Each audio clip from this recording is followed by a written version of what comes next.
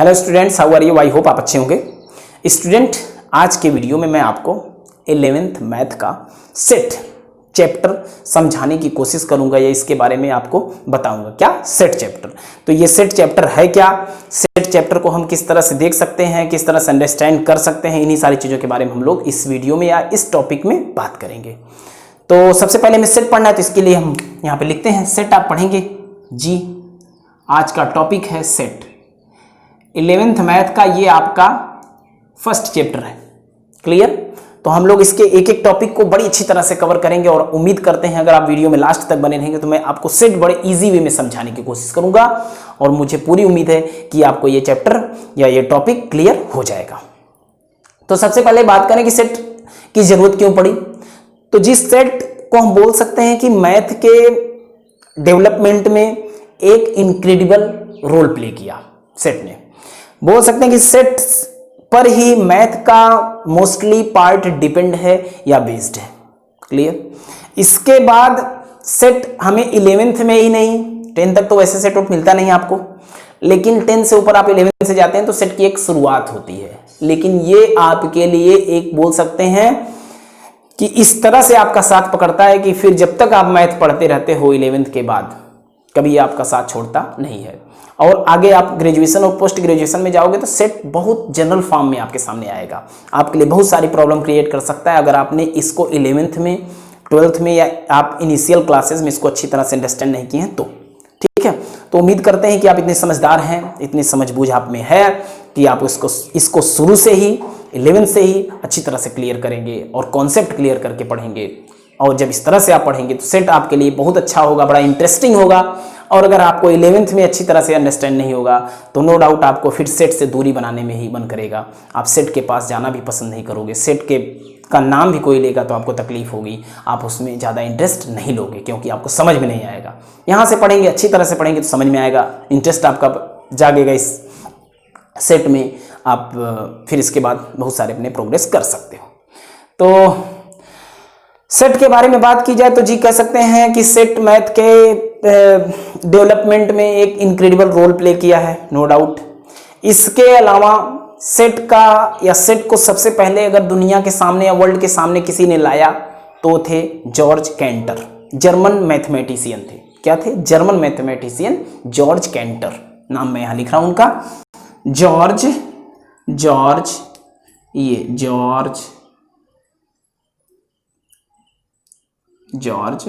Canter, ये थे। ठीक है? क्या 1845 से लेकर 1931 तक ये दुनिया में रहे। वर्ल्ड में इन्होंने कब तक सरवाइव किया? इतने टाइम तक, 1845 से 1931 में। बट इन्होंने अपनी जिंदगी में, अपनी लाइफ में मैथ्स को एक ऐसा पार्ट दिया जिसकी वजह से आज हम लोग बहुत सारे जगह देखते हैं कि ऑब्जेक्ट को या इंटरनेट वगैरह पे देखते हैं या अपने कंप्यूटर वगैरह की वजह से हम ऑब्जेक्ट को बहुत तेजी से अलग कर सकते हैं, डिस्टिंक्ट कर सकते हैं ना। और उनको क्या कर सकते हैं? डिफाइंड कर सकते हैं। ऑब्जेक्ट का कलेक्शन बनाने में हमें बड़ा आसान हो जाता है। ऐसा क्यों हुआ? क्योंकि उसमें सेट का ही एक इंपॉर्टेंट रोल है। क्लियर? आपके कंप्यूटर का मोस्टली पार्ट भी डिपेंड है किस पर? सेट पर डिपेंड है। आपको डायरेक्टली इस तरह से फीलिंग नहीं आती कि यार सेट का क्या यूज है, लेकिन सेट कोई ऐसा नहीं है कि बस जिसको आपने बोला और सुना, ऐसा नहीं है। सेट आपकी लाइफ में, आपके डेवलपमेंट में, आपकी जिंदगी से बहुत अच्छी तरह से जुड़ा है, बहुत करीब से जुड़ा है। फर्क इतना है कि इसको देखने का आपका नजरिया वैसा होना चाहिए। क्लियर? तो 19th सेंचुरी के लास्ट में इन्होंने सेट को दुनिया के सामने लाया और सेट आपके लिए क्या लेकर आया, इन सब के बारे में बात करते हैं। तो सबसे पहले सेट कहते किसे, इसके बारे में हम लोग जान लें कि सेट होता क्या है जी। तो कह सकते हैं कि डेफिनिट और डिस्टिंक्ट कलेक्शन ऑब्जेक्ट का सेट कहलाता है। डेफिनिट होना चाहिए और डिस्टिंक्ट होना चाहिए। डेफिनिट का मतलब क्या होता है, समझ गए होंगे कि उसकी अपनी कुछ क्या हो, खास प्रॉपर्टी हो, कुछ उसकी अपनी एक प्रॉपर्टीज हो जिसको क्या करता हो, रखता हो अपने पास। साथ ही साथ डिस्टिंक्ट होना चाहिए, बहुत अलग होना चाहिए, उसे कहते हैं, उस तरह के कलेक्शन को सेट कहते हैं जी। बहुत अच्छा। इसके बाद इसको डिफाइन आप कैसे कर सकते हो? एक डेफिनेशन तो इसकी प्रॉपर होनी चाहिए। तो इसकी डेफिनेशन होती है कि the collection of group of well defined object is called set. समझ में आया है कि नहीं है? फिर से सुनिए, the collection of group of well defined object is called set. Object का ऐसा कलेक्शन करना है आपको, या ऐसे ग्रुप का कलेक्शन करना है, इस तरह से ग्रुप को बनाना है कि जो कैसा हो, वेल डिफाइंड हो, उसे कहेंगे सेट। बहुत बढ़िया। तो हम लिख सकते हैं सेट की डेफिनेशन को, कैसे लिख सकते हैं देखिए जी। तो सेट की डेफिनेशन को हम लोग लिख सकते हैं कैसे, the collection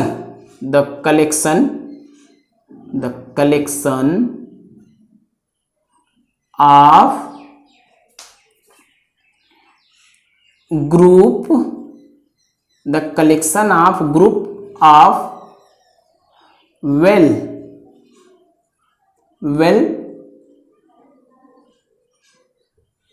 defined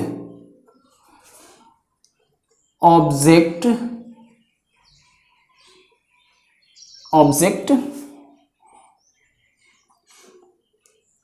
is called set. बहुत अच्छी तरह से समझ में आ गया होगा, डेफिनेशन आप क्लियर कर चुके होंगे। क्या? The collection of group of well defined object is called set. समझ में आया? बहुत बढ़िया।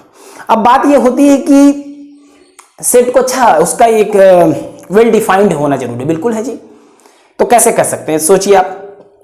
जैसे मैं बोलूं कि बहुत सारे आदमियों का कलेक्शन, उनका ग्रुप क्या है, एक सेट है, बिल्कुल है। अब मैं उस आदमियों के साथ किसको रख दूं? आदमी भी हैं, गाय भी हैं, भैंसे भी हैं, या बोल सकते हैं आप उसमें क्या हैं, डॉग्स हैं, कैट्स हैं, बहुत सब कुछ है। तो उनका भी अगर एक कलेक्शन किया जाए या उनका ग्रुप बनाया जाए तो भी एक सेट होगा।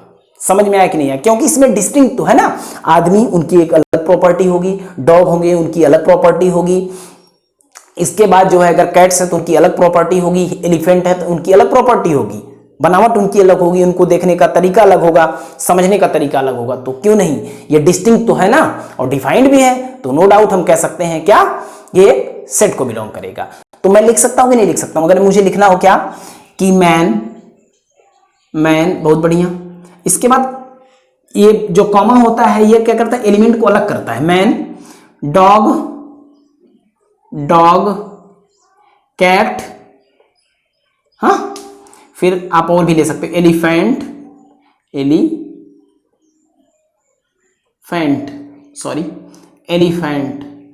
ये क्या है, एक सेट हो सकते हैं। ठीक है, अब मुझे इसको लिखने कैसे आना चाहिए जी। तो बात ये होती है कि सेट के ये सब क्या है, एलिमेंट है, these are elements of the set. ठीक है, अब क्या होगा, इसको इस तरह से अगर मैं लिख दूं तो ये हो गया नोटेशन ऑफ द सेट। ये जो करली ब्रैकेट है आपका क्या है, नोटेशन ऑफ द सेट है। बहुत बढ़िया। अब मैं इसके किसी के इक्वल लिख दूं, मान लो इसको इक्वल लिख दूं ए के, तो ये है representation of the set. Clear हो गया होगा? फिर से समझिए, these are the elements of the set. ये करली ब्रैकेट जो अपना है वो क्या है, notation of the set, and A is the representation of set. Clear है कि नहीं है? तो हम इसको क्या पढ़ सकते हैं, सेट ए, इसको हम लोग बोल सकते हैं क्या, सेट ए। बहुत बढ़िया, क्लियर। अब अगर मैं बोलूं तो कुछ और भी चीजें अपने को समझ में आ जाए। रिप्रेजेंटेशन हो गया, नोटेशन हो गया, और क्या हो गया, एलिमेंट ऑफ द सेट हो गया। तो क्या और भी कुछ चीजों की जरूरत है? बिल्कुल है। अब मुझे यह समझ में आना चाहिए कि अगर मुझे लिखना हो कि ये वाला मैन या डॉग या कैट या एलिफेंट इस सेट ए में है, तो मैं कैसे लिख सकता हूं। तो इसको कैसे लिखते हैं देखिए ध्यान से। तो आप लिखोगे डॉग, इस तरह से डॉग, ये कैसा साइन होगा, और ये लिख दिया आपने। इसका क्या मतलब हुआ, डॉग बिलोंग्स टू ए या सेट ए। इसका मतलब कि डॉग किसमें, सेट ए में है, या सेट ए का एक एलिमेंट है। क्लियर हुआ कि नहीं हुआ? तो ये बिलोंग्स टू है, क्या है, belongs to. Dog belongs to A या सेट ए। समझ में आया कि नहीं आया? अब मैं बोलूं कि क्या मैं लिखूं इसमें ओमेन लिख दूं, चलो ठीक है, बहुत बढ़िया, ओमेन लिख दूं। ओमेन, क्या ये भी बिलोंग्स टू सेट है? क्या ऐसा हो सकता है? जी नहीं, यहां पे ओमेन थोड़ी ना है इसमें। तो हम क्या लिखेंगे, does not belongs to set A. समझ में आ गया होगा, ओमेन does not belongs to set A. मैं बोल सकता हूं कि ओमेन सेट ए का कोई पार्ट या कोई एलिमेंट नहीं है, बट डॉग है, मैन है, कैट है, एलिफेंट है, तो आप ऐसे लिख सकते हो कि नहीं लिख सकते? बहुत सारे, cat belongs to A. Belongs का मतलब सिर्फ और सिर्फ इतना हुआ कि ये कैट सेट ए में है या सेट ए का एक एलिमेंट है। क्लियर है? समझ में आया कि नहीं आया? फिर से समझिए। अब मैं लिखूं कि b इज इक्वल टू इस तरह से लिख दूं। अब मैं लिख दूं 1 2 3 4 ऐसे कुछ लिख दिया, चलो ठीक है, बढ़िया है। अब क्या मैं लिख सकता हूं 1 बिलोंग्स टू b, बढ़िया है, सही, समझ में आ रहा है। 2 बिलोंग्स टू b, बहुत अच्छा जी। 3 बिलोंग्स टू, इसको इस तरह से ले लीजिए, ठीक है। 3 बिलोंग्स टू b होगा कि नहीं होगा? But 5 does not belongs to, 5 does not belongs to b। उसी तरह से 8 does not belongs to b।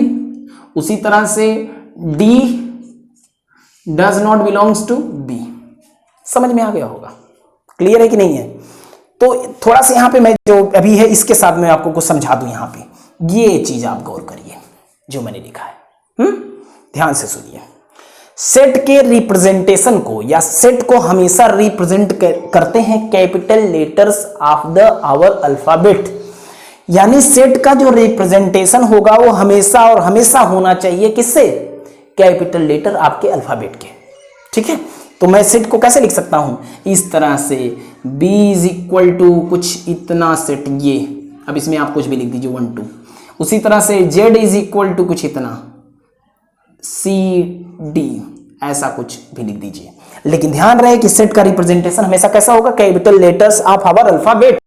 बहुत बढ़िया। इसके बाद सेट के एलिमेंट, जैसे यहां पे मैन, डॉग, कैट, एलिफेंट है। यहां आगरा, लखनऊ, पंजाब, हरियाणा कुछ भी होता वो अलग बात थी।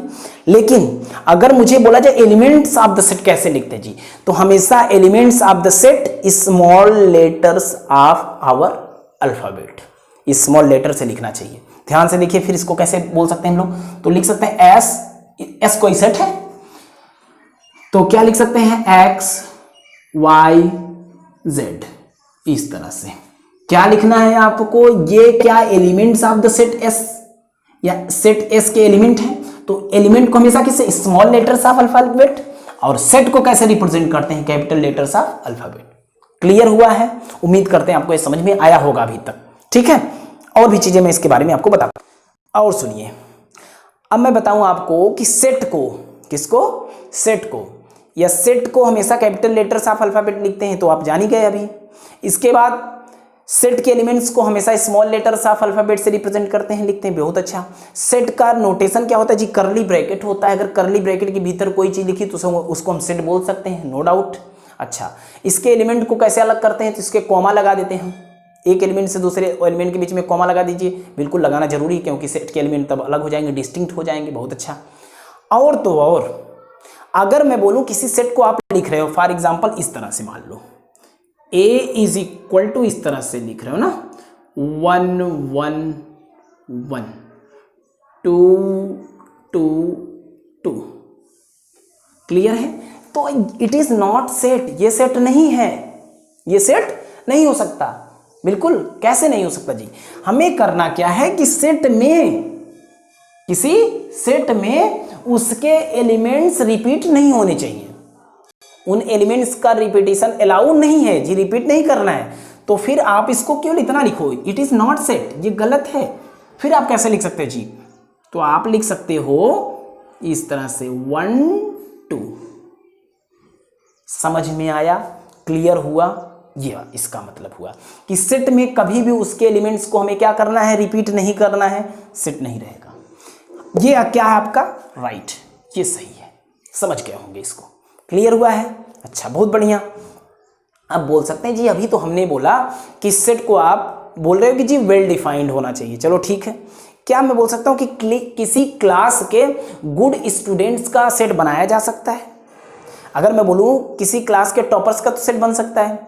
किसी क्लास में हाइट के हिसाब से अगर मैं बोलूं एक ऑर्डर बनाया जा सकता है कि छोटे छोटे फिर छोटे, इस तरह से बड़े बड़े बड़े बड़े, इस तरह से बच्चे बनाया जा सकता है। बिल्कुल बना सकते हो आप। किसी की लंबाई मान लो कि 168 सेंटीमीटर है, किसी की 160 है, किसी की 159, इस तरह से बना सकते हो, no doubt.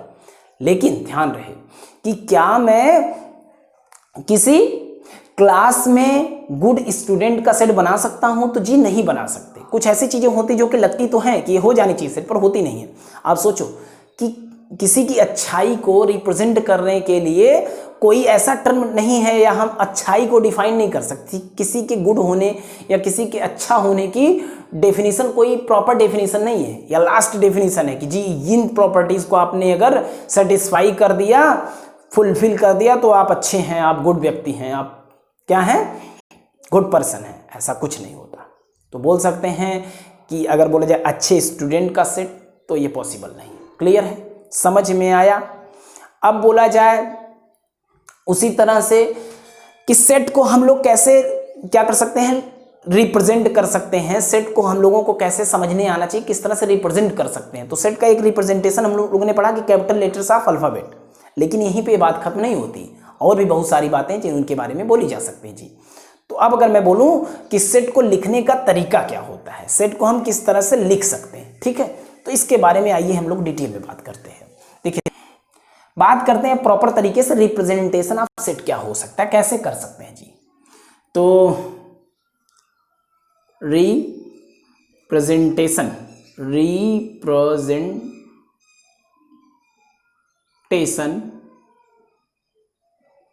Of set, representation of set. Set को दो तरीके से रिप्रेजेंट किया जा सकता है। एक तो आपने जाना हो कि वो तो आपके लिए लास्ट और एक इंपॉर्टेंट थिंग थी, क्या कि capital letters of alphabet. Small letter से हम सेट को नहीं शो कर सकते। A is equal to B is equal to कुछ इतना लिख सकते हैं। लेकिन इसके अलावा इससे हट के क्या है, सेट को हम दो तरीके से मेनली क्या लिख सकते हैं या रिप्रेजेंट कर सकते हैं। देखिए ध्यान से, दो तरीका होता है। एक तरीका है आपका tabular O R roster method. Clear? क्या? Tabular O R roster method. ध्यान से देखिए, ये फर्स्ट आपका है टेबुलर।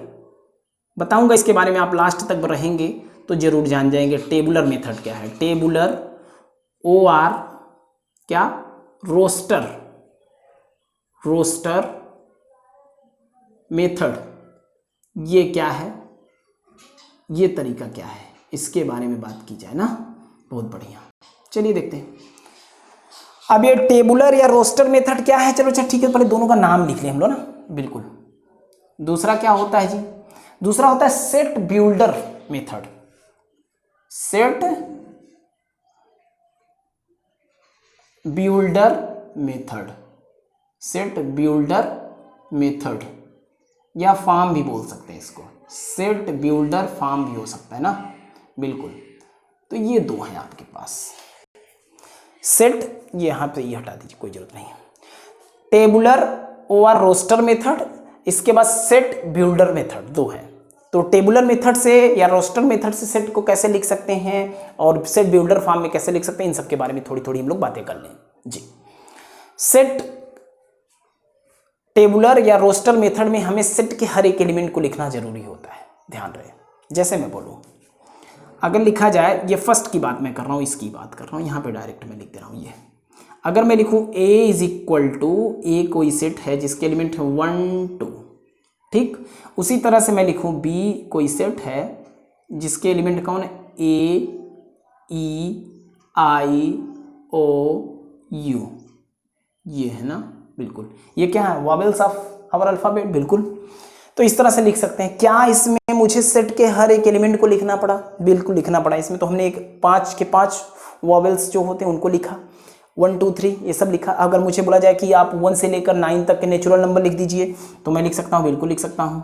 कैसे लिख सकता हूँ? ऐसे 1 2 3 4 5 6 7 8 9, ये रहा आपका 1 से लेकर 9 तक के नेचुरल नंबर। क्या इसमें हर एक एलिमेंट को लिखना जरूरी पड़ा? बिल्कुल पड़ा। लेकिन इससे हट के हम लोग क्या कर सकते हैं, इससे हट के क्या कर सकते हैं, इस पे जा सकते हैं, सेट बिल्डर फॉर्म। ये मैं बोलूँ कि आप इसी को यूज़ करोगे, मोस्टली आप इसी को यूज़ करोगे। ये तो आप एक सेट को बोल सकते हैं कि एक इनिशियल स्टार्ट है। सेट में हम इसका भी एक यूज़ कर सकते हैं। अगर हमें हर एक एलिमेंट को लिखने की जरूरत है तो किसको हम लेंगे, रोस्टर मेथड को या टेबुलर फॉर्म को लेंगे। लेकिन सेट बिल्डर फॉर्म का अगर यूज़ करते हैं तो उसमें कुछ हमें बढ़िया पड़ता है, उसको उसमें सारे एलिमेंट लिखने की जरूरत नहीं पड़ती। आइए देखते हैं इसके बारे में क्या होता है। देखो, अगर मैं बोलूँ कि सेट के एलिमेंट्स की मैं कोई स्पेसिफिक प्रॉपर्टीज़ के साथ उसको लिख दूँ तो कहलाता है कौन सा, सेट बिल्डर फॉर्म। इसमें हर एक एलिमेंट को लिखना जरूरी नहीं है। अब मैं एग्जांपल के तौर पे बोलूं कि मैं सेट इस बी और सेट बिल्डर फॉर्म में कैसे लिख सकता हूं या सेट बिल्डर मेथड से कैसे लिख सकता हूं। देखिए ध्यान से, अब मैं बोलूं इस तरह से, इसी के लिए बी लिख सकता हूं बिल्कुल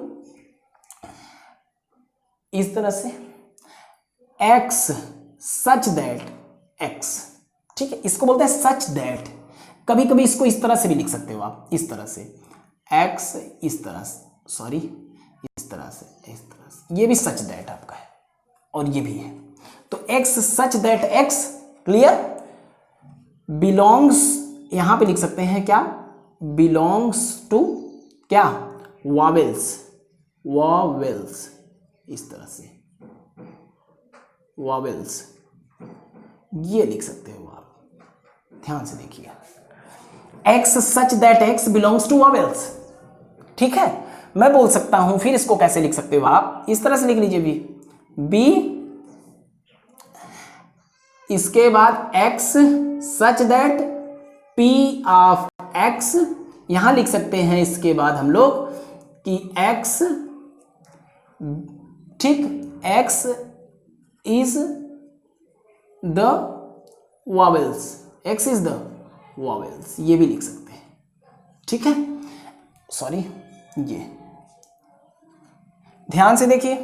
फिर इसके बाद अगर हम लोग चाहे इसी को हम लिखते जा रहे हैं, देखो बहुत सारे तरीके आपके पास हो सकते हैं, कोई एक तरीके पर आप नहीं रह सकते। एक्स सच दैट एक्स या सच दैट को इस बार हम बदल दे रहे हैं, ये पी ऑफ एक्स, फिर लिख सकते हैं क्या,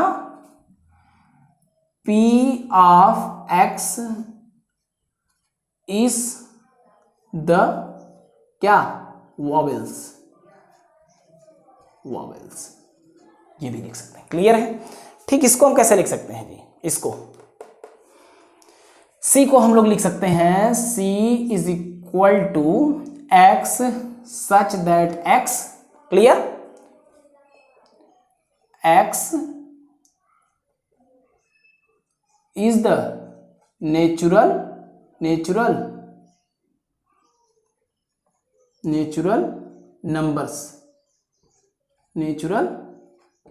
नंबर्स, ये भी लिख सकते हैं। क्या इसको और सिंप्लीफाई कर सकते हैं, बिल्कुल कर सकते हैं। देखो जी कैसे, इसको और लिखेंगे इस तरह से तो ऐसे लिख सकते हैं, एक्स सच दैट एक्स, ठीक। फिर इसके बाद हम लोग लिख सकते हैं एक्स बिलोंग्स टू, किसमें, नेचुरल नंबर का मतलब कैपिटल एन, क्लियर। और तो और यहां लिख सकते हो आप, इतना लिख दिए, और तरीके में आपको बता दो, ये एक्स सच दैट एक्स, ठीक। इसके बाद हम लोग लिख सकते हैं ये एक्स के लिए क्या, 1 से क्या है, ग्रेटर है या इक्वल है कौन, एक्स, और क्या स्मॉलर है या इक्वल है किसके, 9 के, ठीक है। और तो और इसके बाद लिख सकते हैं X belongs to natural number. तो आई होप ये आपको अच्छी तरह से क्लियर हुआ होगा। क्या प्रॉपर्टीज के साथ ही लिखना इनफ है, बिल्कुल है जी। उसी तरह से एक और ले लीजिए यहाँ पे, जैसे मैं बोलूँ, आप यहाँ पे एक और ले लीजिए, मान लो कि s is equal to X such that X, clear है। और लिख सकते हैं x बिलोंग्स टू क्या, इवन नंबर्स, ये भी लिख सकते हो, बहुत बढ़िया। क्या हम लोग और भी इसके साथ कुछ और लिख सकते हैं, बिल्कुल लिख सकते हैं। देखो जी, x सच दैट x, ठीक है, और x बिलोंग्स टू 2n, ये 2n। अब 2n का मतलब हुआ कि n कोई क्या है, नंबर है या नेचुरल नंबर है। अब 2 का किसी भी नंबर, नेचुरल नंबर में मल्टीप्लाई होगा तो क्या हो जाएगा, वो इवन नंबर होगा, बिल्कुल होगा। तो ये रहा, यहां लिख सकते हैं, कोई दिक्कत, इवन नंबर। ठीक है, आई होप ये आपको अच्छी तरह से क्लियर हुआ होगा। इस वीडियो में बस इतना ही। आगे की वीडियो अगर आपको चाहते हैं तो कमेंट करिए कि आप किन टॉपिक्स पर और भी वीडियो चाहते हैं, लेकिन ये मैथ्स के टॉपिक आपके अब कंटिन्यूअस चलते रहेंगे। इस वीडियो में बस इतना ही। Okay, thank you.